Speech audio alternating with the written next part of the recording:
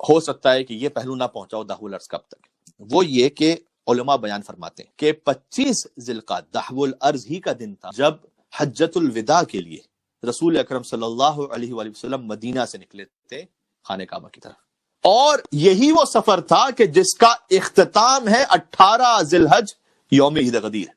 کتنا خوبصورت یہ سائیکل ہے جو پورا ہو رہا ہے، 25 ذی القعدہ سے شروع ہو رہا ہے اور 18 ذی الحج غدیر پر ختم ہو رہا ہے۔ یعنی کہنا یہ چاہ رہا ہوں کہ 25 ذی القعدہ نعمت تکوینی کا آغاز ہے، تکوین یعنی کائنات کی نعمت زمین، اور 18 ذی الحج نعمت تشریعی پر اختتام ہے، شریعت کی نعمت۔ تکوین کی نعمت سے آغاز ہے، تشریع کی نعمت پر اختتام ہے۔ شاید یہ اس حوالے سے 25 ذی القعدہ کی جو اہمیت ہے وہ شاید مومنین تک نہ پہنچی ہو۔ یعنی توراب سے آغاز ہے، ابو توراب پر اختتام ہے۔ کیا کچھ عرض کروں، یہ وہ نعمت ہے کہ جو زمین اللہ نے ہمیں دی ہے۔ جب زمین ہے تو سب کچھ ہے، زمین ہے تو آپ یہاں پر ہیں، زمین ہے تو شیلٹر ہے، زمین ہے تو گھر ہے، زمین ہے تو زراعت ہے، زمین ہے تو مخلوقات ہے۔ نعمت تکوینی کا آغاز۔ پھر حضور 25 ذی القعدہ کو نکلے مدینہ منورہ سے، مسجد شجرہ میں احرام پہنا، گئے مکہ مکرمہ، حجۃ الوداع کو انجام دیا۔ حجۃ الوداع کو انجام دینے کے بعد جب واپس پلٹ رہے تھے 18 ذی الحج سن 10 ہجری، اللہ سبحانہ وتعالی نے آیت نازل کر دیا، الیوم اکملت لکم دینکم واتممت علیکم نعمتی ورضیت لکم الاسلام دینا۔ جب غدیر کے دن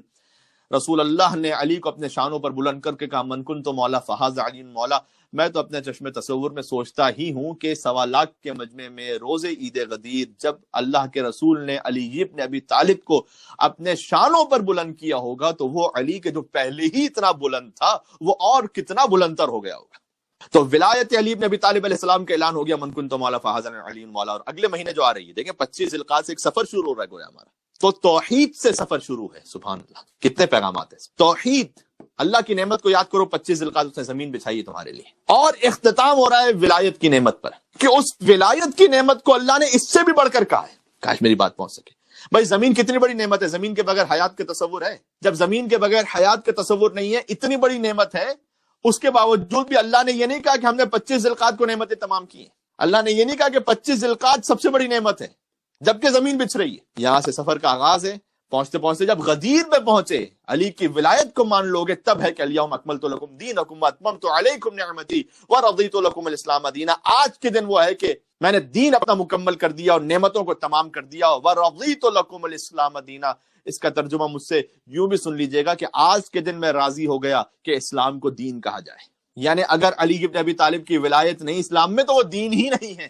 سبحان اللہ، وہ نعمت عظمیٰ ہے، نعمت تمام ہو رہی ہے۔ اور اہمیت سمجھ میں آ گئی 25 ذی القعدہ کی۔ انشاءاللہ ایک مل کر اور صلوات بھیجیے گا محمد وعلی محمد پر، اللہم صلی علی محمد وعلی محمد۔